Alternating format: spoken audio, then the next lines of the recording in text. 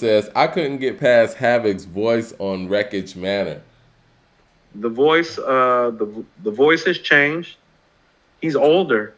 That's not like the voice is raspy and gritty when you're 20, 25. It's gravelly and heavy and a little more distorted when you're 45. Well, I Yeah. got to give Styles P, Sheik Luch, and Jadakiss credit once again because these guys sound the same. So do Nas and Jay. Yeah, yeah, Yeah. yeah. Yeah. The God voice stayed pristine like I'm still 17. Nas's voice has changed slightly, but not in a way where it's like, it's not It, extreme. it It's it's not growth. as Yeah. it's not as airy and piercing as it has been. But this, Mike, that's why I was telling you. It's like King's Disease too. He's on his big shit. Like his voice is a little heavier. He's on his big shit. Yeah, yeah. Yeah. What do you think about Method Man and his ability to stay, I guess, somewhat similar to the voice that we No, the voice remember? is identical. Vocally, he's like the guy you hear on Lemon on From a King to a God is the guy that you hear on Ice Cream. Yeah. It It's the seems same to guy. be it seems to be people who keep themselves at a certain level of conditioning that, what I'm saying, have this going on because Well, I when didn't you want to look speak at the on it too much. lots, Well, no, Mike. I mean, since we're talking about it, I mean, it's like, well, I mean, if you're really a fan and you know the story, Havoc has had issues with drinking. Those are things that'll affect your voice over the course of time. yeah. Like, Mike, you can stop smoking today and get cancer 10 years from now because of what you did before. You know what I'm saying? Yeah. So it's like, oh, he probably don't hit the bottle no more. He's even spoken on the rhymes about how he don't hit the bottle no more. That don't change the damage, Mike. He pretty much, Mike, I remember an interview he did. He told me, he's like, he was pretty much going to the studio like 6, 7 in the morning making Hell on Earth bent. Damn. 6, 7, 8 in the morning making beats to Hell on Earth bent. So he had a drinking problem for a while. Like what you do catches up to you, Mike. I mean, Mike, I mean, you know, part of my I'm physically in a different place at 40 because of the things that I've chosen to do to myself. So it's like I don't got a 40-year-old's body. I got to sit my ass down more and do some more repair. That's why the podcast is important to me. I got to sit my ass down in a chair. Yeah. Midget Mike says Snoop sounds the same for years. Yeah, his voice hasn't really. No, Uh, I like think Mike, once Snoop that turned is that genetics corner. too. Like Yeah. some of that is genetics. Remember when we were talking about it's like sometimes it's not about who raised you, it's about who made you. Some of that is genetics. Yeah. Yeah. Like if I'm not mistaken, Nas's pops was still doing shows and like playing the trumpet at like 60 something. Darnell Baxter They got wind. says That mean they got wind in their lungs, Mike. That's no. hereditary. They got wind in their lungs. His pops is doing shows at 60 playing the horn. Like, no, they got wind. Darnell Baxter says Ghost's voice has changed a lot too. Yeah, and he said that worries me about Supreme Clientele too. Okay, so The sequels do feel like that because I know that Muddy Waters is celebrating its 25th anniversary today. Incredible album. I love Muddy Waters. I can listen to it from beginning to end. But it does worry me when they talk about Muddy Waters 2. It's like, because just like Ghost, Redman was in a zone on Muddy Waters. My God. It's the Funk Dr. Spock, the Punk Cock Lyricist. My mentality's so deaf, yo, I ain't even hearing this shit. Biscuits because everything, like he was on. There's 3 albums where I talk about niggas being in a zone. It's Supreme Clientele, Muddy Waters, and ELE for Busta Rhymes.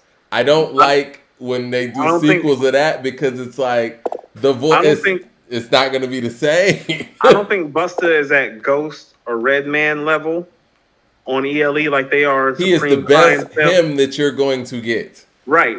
Mike, how about this? If we're talking about zone, specifically those 2 albums, I don't know if any rapper has zoned into their zone the way those 2 guys zoned into their zone on that album. Like the way Redman is on Muddy Waters, that's Redman at his zenith on his shit. And it's hard. Mike, it's hard to fuck with him. Yeah, I don't even like sequels like that. And so like when I hear about Supreme Clientele 2, I agree with you, Daryl Baxter. That worries me too. Like, Mike, and Ghost just killed that Russ album. He killed the Supreme verse. Clientele or Muddy Waters? What's the better Mike performance? I'm gonna say Supreme Clientele, but it's not by a lot, man. Because this nigga Ghost was rapping Mike, I'm gonna surprise you. I don't agree. I actually think it's Redman on I'm Muddy not Waters. Mad at that. I think it's one of the best lyrical performances on the mic Period. ever. It is. It is. Ever. It is. Ever. No, ever. I agree it's with like, you. oh, you can rap. Can you rap like that for an album? Because there ain't too many guys I've ever seen rap like that for an album. No, real shit. Like Real from shit. beginning to end. From beginning to end. From beginning to end, he is rapping his ass off. He's in a special place. Like, how about this, Mike? When I say that it's like, oh, like 88 Rakim, 97 Big, 94 Nas, it's like, no, 96 Redman's in the next tier. Yeah. Yeah. No, it's like no. It's crazy. No. Yeah, 96, 96 Redman, I remember when he would like jump on remixes and shit. Special. I couldn't wait to hear him. Like when he jumped on that Crisscross Tonight's the Night remix, it's like smashed it. No. He smashed it. He was killing, man. And He was. And yeah, Muddy Waters is special. Supreme Clientele is special. So when those guys talk about doing sequels this far down the line and with the vocal changes that happen, because Ghost sounds different too. Not to say, you know what I'm saying, these guys are not the MCs they once were. But I just rather it be a whole different chamber, man. You just can't expect a 45-year-old to sound like a 20-year-old. You can't, but that's why we don't need the sequels. And let's just call an album something else. I get it though.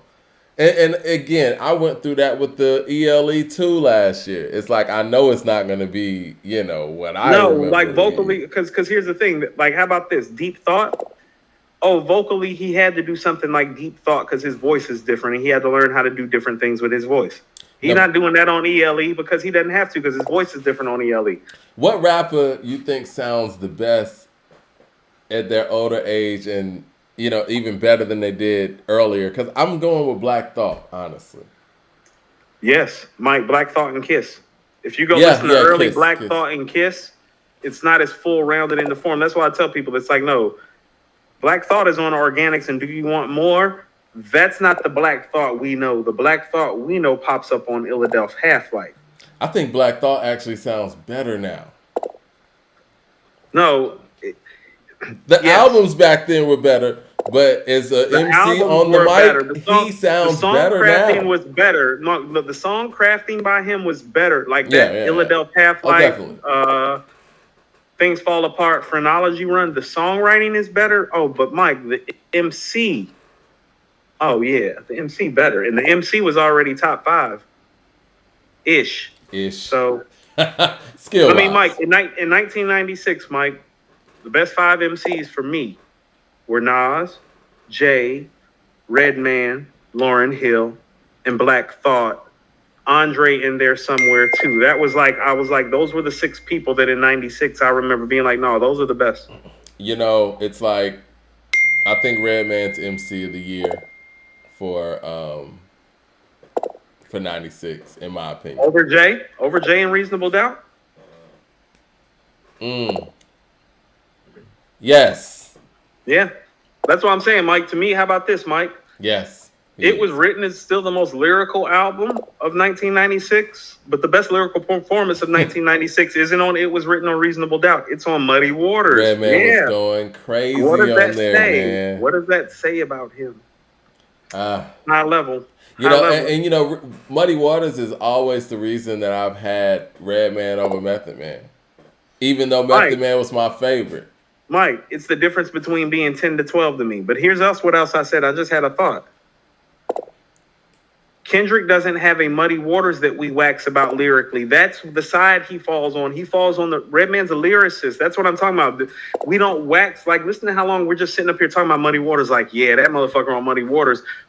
Where's the Kendrick project where we talk about him that way? That's what I'm talking about with him, where if you want to say something, let's say that, because as a lyricist is where he earned his chops. Where's the Illmatic performance? Where's the Muddy Waters? Jermaine Young says Prodigy was killing it in 96 as well. Yes, he was. You know how I feel about P, Mike. Yeah, I know. I think we gotta. What would you say? I mean, I know how you feel about P. Is Prodigy break this Prodigy shit down for you? Yeah, go for it. But I was gonna say you got Kendrick ahead of Prodigy. If so, why? Okay, how about this, Mike? Like, Brian sent a super chat. I appreciate the super chat, Brian. I want to shout that out. Who is in your opinion, who's the best 5 rappers today over 40? We can get into that. Yeah. Mike, Prodigy's prime and I consider his prime to be the infamous Hell on Earth and Murder Music. It's top 10 MC shit. It's just not long enough. Okay. But it's there. And Mike, that's what I said. It's like, no, when you go listen to his shit, until Conway came along and made From a King to a God, he's the best ever at that grimy talk. He is the grimy talk to me. Man says Bandana P over Kendrick.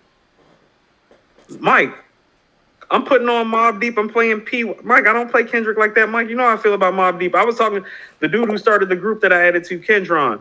I hit Ken up with Feel My Gap Blow. Feel My Gap Blow was the original track 3 off Murder Music before they got bootleg and had to redid it. I'm like, you ain't heard Feel My Gap Blow? I was like, oh, nigga, go hear Feel My Gap Blow. Like, I love P.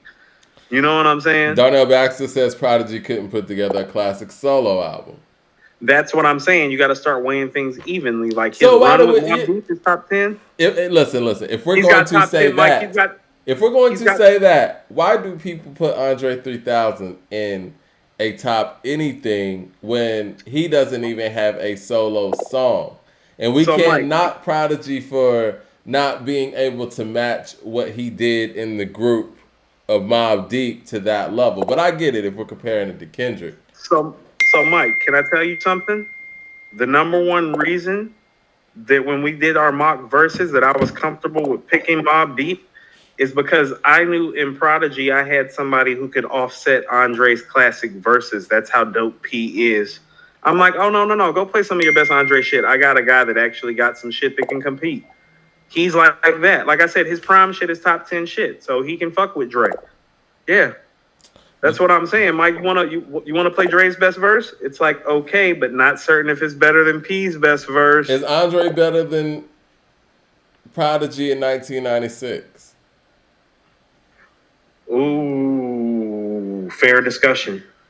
Because we're talking about, like, if we were to sit here and say, how about 1996? No, let's just say, according to hip hop, it's around 1996, right? We're doing Lyricist of the Year, 1996. Who are going to be our 4? Well, let's just do 5. It's a real stacked year. Who are going to be our 5 nominees for Lyricist of the Year in 1996? Ooh, if I'm going to tell you something that's probably going to fuck you up. We're going to pick 5 people, but because people don't know how great he is yet and because of the misogyny on the album, Jay's not going to make that list. So if we're actually picking fresh in 96, 1996, no, not 98. So yeah, it's 96, not 98. Mike, let me tell you who we're picking as MC of the year based on what we've already known and what we're seeing. We're going with Prodigy, Nas, Redman, Andre, and Lauren, probably. Black. Ooh, hold on. Prodigy, Nas, Redman, Andre, and Lauren. People forget how big the score was. No. Lauren's definitely on there. No. Right. I think Andre's not on there. In 96. Here's what I'm saying. I'm putting Ghost on there before I'm putting Andre on there. No, Iron Man? Sir, Iron Man? No, because here's what I'm saying. You got to look at it from the perspective of like, well, Ghost wasn't like that in 96. You yourself have said, who's the best rapper on Iron Man, Ray or Ghost? It's right. Okay, but I think on if I'm counting lyrical performance that year, though. Hold on, Mike. Are we talking? I've heard the album already. Like, are we talking? It's the end of the year. I'm playing the albums lyrically. I put Tupac in there before I put Andre. No. What I'm saying is are we basing on what we're hearing? Like, is it the end of the year? It's the end of the year. Let's just say it's December 1996, December 10th, 1996. Everything that we've heard throughout the year, we got to pick 5 nominees for Lyricist of the Year. Nas, Lauren, and Tupac are making the list. Yeah, I'm taking Dre out of that. Nas, Lauren, and Tupac are making the list. Redman is probably making the list too. Yeah. Redman's definitely making the list. So it's about that 5th spot. So that 5th spot is Andre, Black Thought, Jay-Z, correct? Yeah, or Prodigy.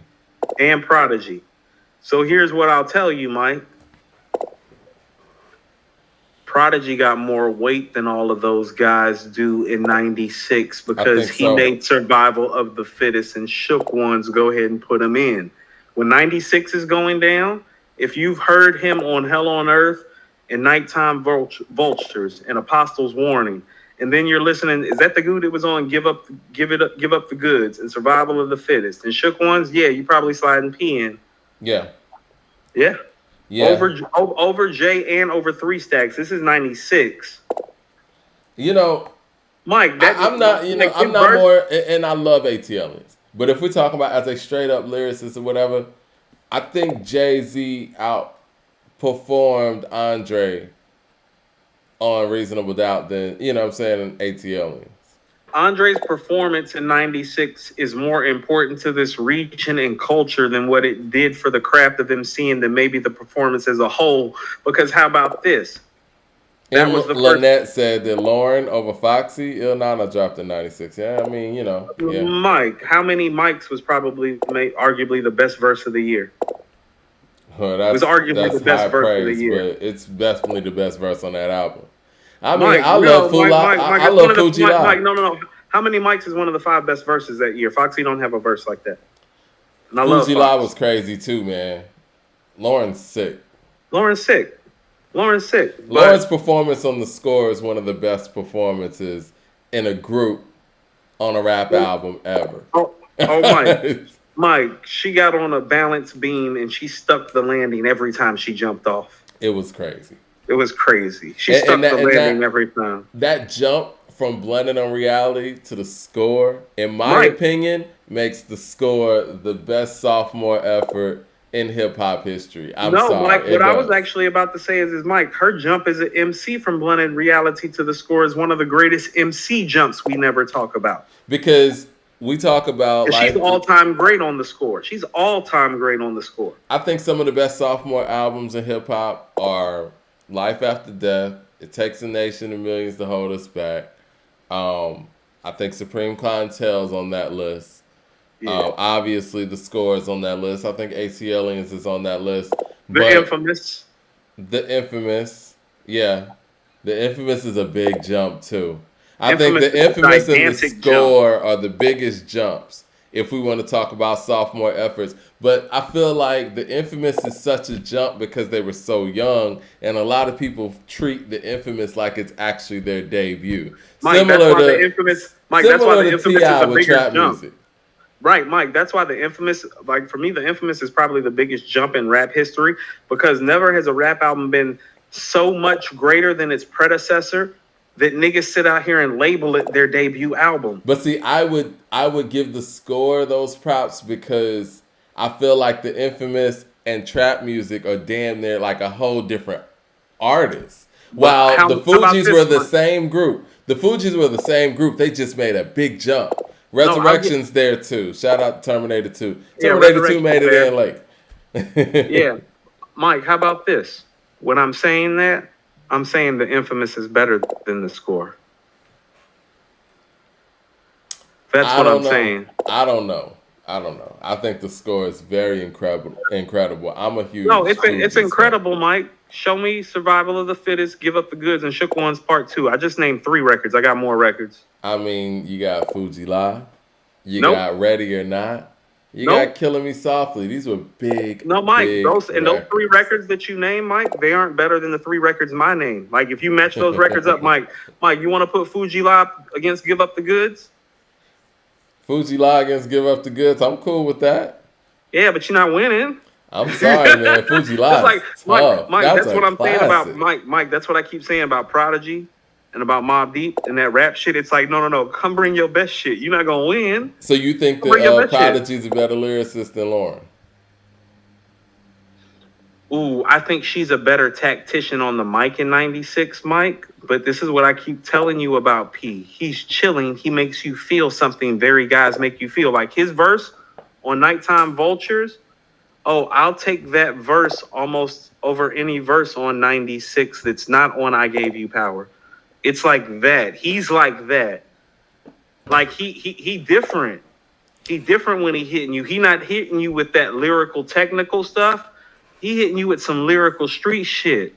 Mike, I rose early morning, spread my wings yawning. Vague memories of last night, now it's all dawning. Looked down and seen dry blood all on my garments. It stained up my guest farmers, colored enormous. I hopped up hot on my bed, holding my head. He doing lyricist shit with the street records. Mike, it's hard to beat. It You is. can't beat him. That's why you can't beat Shook Ones. That's why you can't beat Survival of the Fittest. That's why you can't beat Eye for an Eye. That's why you can't beat Give Up the Goods, because he's lyrical. He's on that street shit. It's what hip hop is embedded in. So his best shit is top 10 type of shit. Her best shit is like lyrically, like on some Nas and Rakim type of level, but it don't resonate. She don't got a verse that resonates like Shook Ones or Give Up the Goods or Survival of the Fittest. She don't. She got verses better. Name the shit that hits you like that. Play her best verse against Shook Ones Part 2 and watch her lose. Ooh. Are you talking about in 96 or we just talk about in general? Pick her best verse. Go play the first, the Shook Ones. Watch her lose, Mike. Almost everybody's losing. I got you stuck off the realness. We be the infamous. You heard of us. Official Queensbridge murderers. I think I'm going to go play that as soon as we get off, man. Beware of my crime family who got more shots to share for all those who want to profile and pose. Rock you in your face, stab your brain with your nose bow. You all alone in these streets, cousin. Every man for themself in this land, we be gunning and keep the Shook crews running like they supposed. No, Mike, she don't want that smoke. Don't nobody want that smoke, Mike. I can see it inside your face. You in the wrong place. Cowards like you just get your whole body laced up with bullet holes and such. And say the wrong words, man, you will get touched. You can put your whole army against my team. And I guarantee you to be your very last time breathe. Niggas don't talk like that. M. Lynette brought up a good verse. Bun B's verse on Murder was 96. Ooh, that's great. It's Bun B, bitch, and I'm the king of moving chickens, not the finger licking. Sticking niggas who be thinking you need a swift kicking. Yo ass is right for that picking, now it's my pocket sticking. Yo, he killed that shit. I love MC's verse on there too. You want to know what? I can remember my brother rapping that verse in the back of his car while we had came from Buckhead one night. He's like, you want to hear some rap shit, bro? He's like, that nigga Bun B on this rap shit, bro. Yo, man, this show just went in a whole nother direction, man. I don't think we're gonna be able to get Kane on, man. I know he's having some technical difficulties. We might have to reschedule that, but I think we'll hit him up on Monday. I mean, we really just been riffing because we've been waiting for him. But if it's not hopping, you know what I'm saying? Yeah. I know we like 2 hours and some odd minutes in, but we got like 75 people in here, so you know we just kicking it with y'all. I think Lyricist of the Year for 96 might not even be Nas, man. It might be Redman. No, Mike, he'd be the only person I feel comfortable giving it to you, because I tell you what happened was it was written is that the lyrics that Nas put down on it was written got appreciated more when time went by. Like, oh, I can't find Silent Murder. Be like, man, he was crazy on Silent Murder. When Taken in Blood came out, it's like, oh, I don't like that beat. But you hear him rap over that beat enough, it's like, did you hear him on Taken in Blood? Yeah. So it was one of those things, and this is what I mean about how Redman was in a zone. Oh, he picked the beats, and he picked the vibe that fit him the way Nas didn't. Is Nas a better lyricist than Redman in 1996? Yes. Did he do what Redman did? No. That's why beat selection matters, Mike. Terminator 2 said, don't go, Mike D. I just pulled up. What up, Terminator? What up, fam? Yeah, Terminator, we had no Eminem discussions. I know when we were. We had a brief Eminem Kendrick rant. Actually, we did. He made it into the show. And Terminator, you'll be happy to know I actually brought Eminem up into the show. It wasn't some shady shit Mike was saying as usual. I actually kind of gave Eminem some props in this episode. I saw Terminator in the comment section of some of those other pieces, and he was like, "How did I miss this show?" Listen, man. It's too late.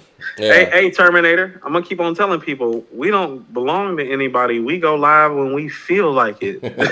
we don't have no team. We the team. So it's like when we say so.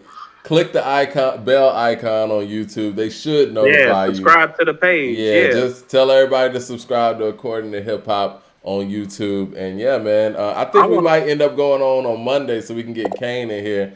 Talk about his experience with the verses. I know that the DJ that was DJing, for Bone Thugs and Harmony that day, Position, he wanted to talk to us as well. So maybe we could just kind of make a day of that, because he has some things to say about the fact that, you know, first of the month wasn't played, and for whatever reason he's being blamed for it. So, you know, we want to just let people talk, you know what I mean? Yeah, let's clear the air out, because it's a lot of smoke. I want to say I hope we actually get to do it Monday at the top of the year, or sometime at the top of the year. Mike and I, in Terminator, since people are watching and asking, it's like at the top of the year we're going to start doing a podcast on Monday.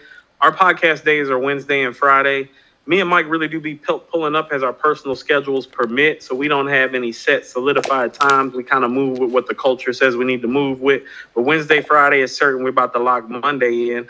I want to thank everybody for supporting us. I'm about to take a leave of absence for my job, Mike, and just like get more into according to hip hop. I actually made that decision the day before we went on. Taking a leave of absence Hey. for my job. Taking a leave of absence. We're gonna call HR, send them a nice little message. The message says leave of absence. It doesn't say fuck your team. It just says Ghostface Killer. You Okay. know what I'm saying? And but a lot of that is about our growth and development, which goes back to the support and the love that we've been getting. And I just feel pulled at this point in my life in this direction to be like about this culture and this community. We've created something, and the people have gravitated to it.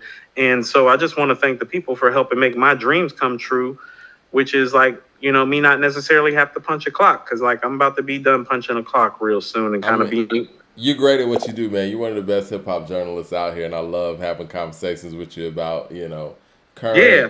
and No, past no. hip hop, man. And I'm glad that other people are able to join in these conversations and engage, and we can engage with them. And I'm just excited about this continuously growing and being more than it already is. Hey, Mike, can I tell you something? You know, you told me offline a few weeks ago, you're like, Coop, you're the best hip hop journalist out here. And you don't even know this. I'm gonna go ahead and say this now.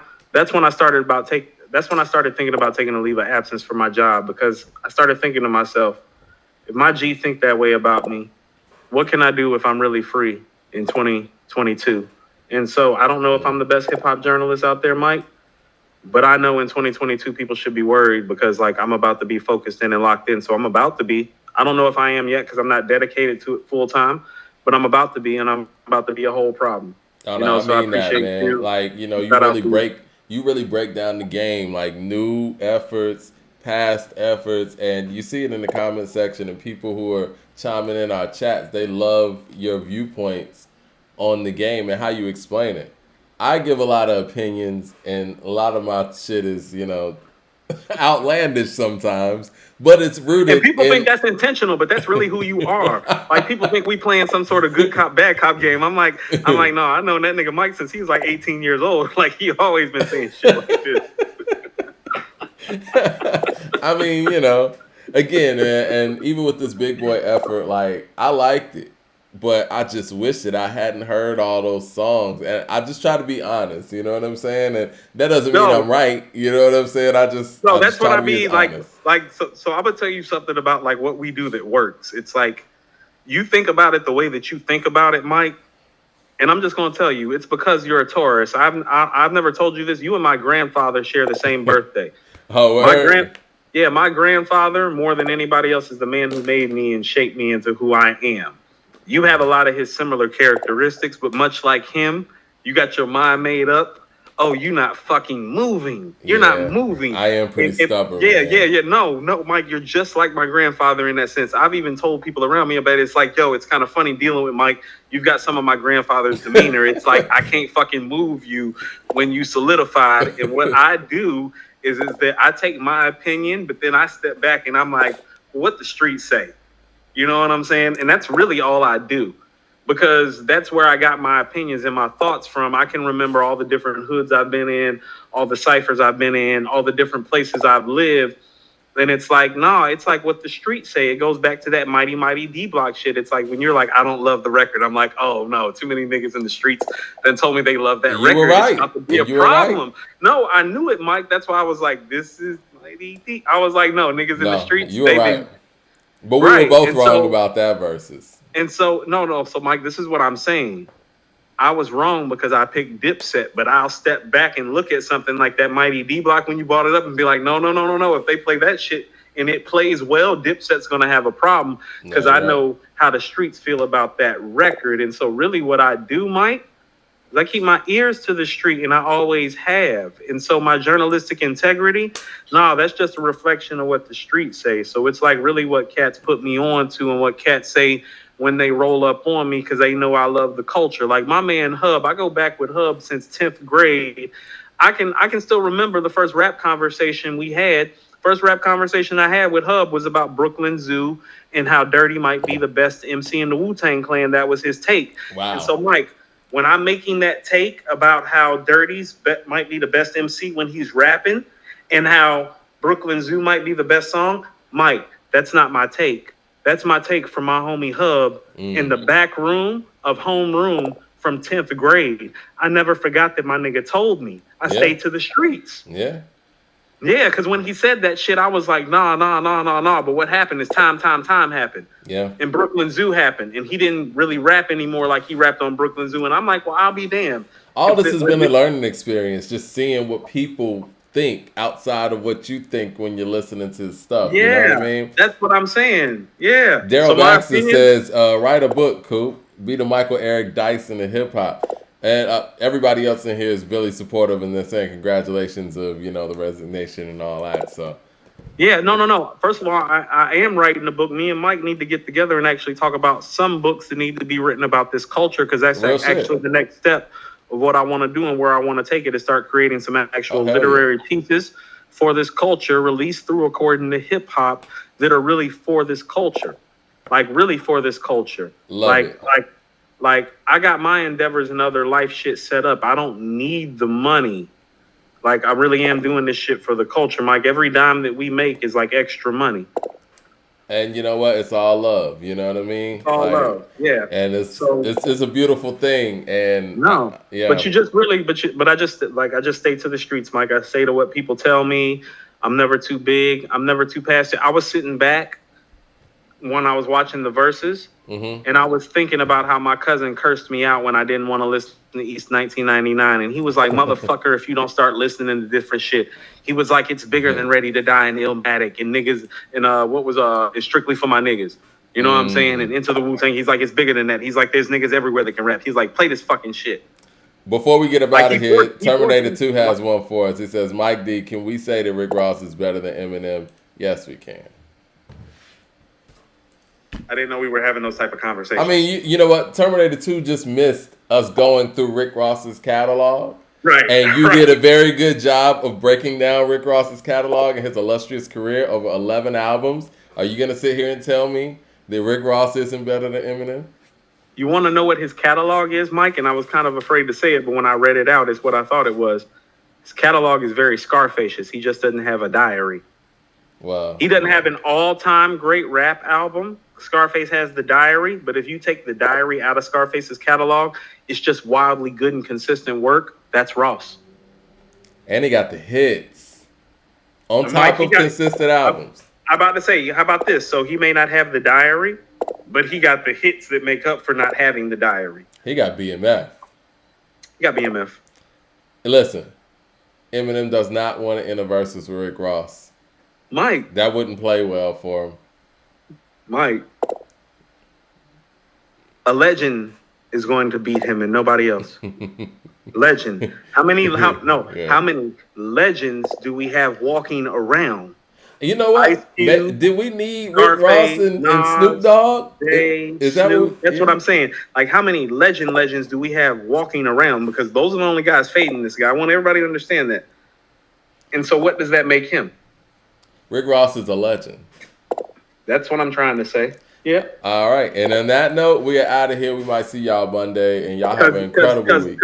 Because if only a legend can beat you, Mike, what does that make you? That makes you legendary. Yeah, he's legendary. Yeah, he is.